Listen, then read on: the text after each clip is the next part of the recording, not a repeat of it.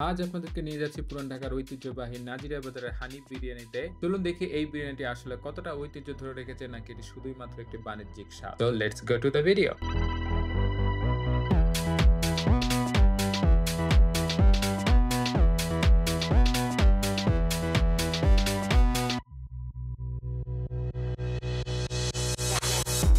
আলাউদ্দিন রোডের নাজিরা বাজার এরিয়াটি খুবই জনপ্রিয় খাবারের জন্য খুবই বিখ্যাত এবং অনেক ভাইরাল রেস্টুরেন্ট এখানে দেখতে পাবেন এবং রাত হলে এটা খুবই জমজমাট এবং একটা ক্রাউডেড প্লেসে পরিণত হয় এবং দিনের তুলনায় এখানে রাতেই অনেক বেশি খাবারের জন্য মানুষ আসে। যেমন এখানে দেখতে পাচ্ছেন এখন রাত 2টা বাজে কিন্তু আপনাকে মনেই হবে না যে এখানে রাত 2টা বাজে এবং এরকম 3টা 4টা পর্যন্ত কিন্তু এখানে এরকম মানুষের মানে ক্রাউডেড প্রচুর পরিমাণে মানুষ থাকে।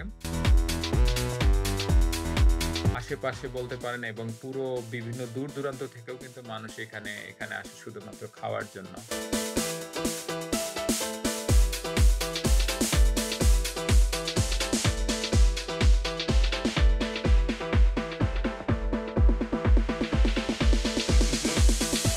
নাজিরা বাজারের হানিফ বিরিয়ানি ১৯৭৫ সালে প্রতিষ্ঠিত হয় আর তখন থেকে পুরান ঢাকার এটি একরকম ঐতিহ্যের নাম হয়ে ওঠে এবং সময়ের সাথে এটি ভাইরাল হয়ে ওঠে। যদিও হয়তো স্বাদটা ভালো ছিল পূর্বে, তো তখন হয়তো মানুষ এর জন্য এটা জনপ্রিয়তা লাভ করে। এখানে প্রতিদিন দিনে অন অ্যান এভারেজে অ্যারাউন্ড ১০ থেকে ১৫ ডেকচি এরকম বিরিয়ানি বিক্রি হয় এই জায়গাতে।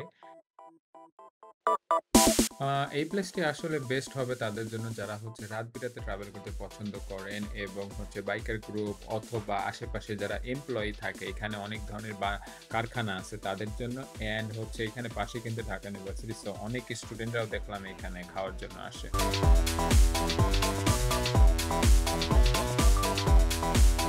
এখন আসি অভিজ্ঞতার কথা।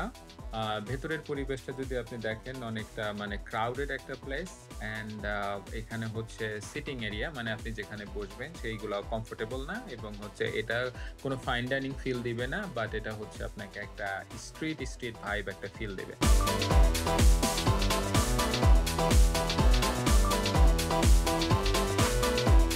এখন আসি এটার আসলে ঐতিহ্যবাহী হিসেবে এটার স্বাদটা কেমন এবং এটা একটু ফ্রাস্ট্রেটিং আমাকে বলতে হচ্ছে, বাট এটা ৳১৬০ দিয়ে আমরা নিয়েছিলাম হাফ প্লেট এবং এটার স্বাদে তেমন কোনো বিশেষত্ব নাই। মানে ঐতিহ্য হওয়ার কারণে যে একটা বিশেষত্ব থাকে না, ওই ব্যাপারটা আসলে এখানে নাই। It's just like a plain pulao, nothing else. And যে মাটনের টুকরাগুলো ছিল সেগুলো অতটা ভালোভাবে মানে বয়েলড না। অ্যান্ড আমার কাছে সর্বোপরি যেটা মনে হয়েছে আসলে এটা বেসিক্যালি ঐতিহ্যের নামেই চলে। এখানে বেসিক্যালি স্বাদ বলতে তেমন কিছু নাই। আর অনেকে দেখছি এটাকে হাইপ করে একটা সেই রিভিউ দেয়। আসলে আমার ধারণা যে হয়তো তারা জীবনে কখনো বিরিয়ানি খায় নাই অথবা ভালো টেস্টের বিরিয়ানি তারা কখনো খায় নাই।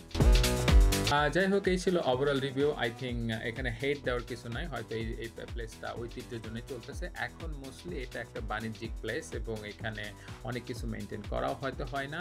সো আপনি যদি একবার ট্রাই করতে চান, you can give it a try, but I would not recommend, okay?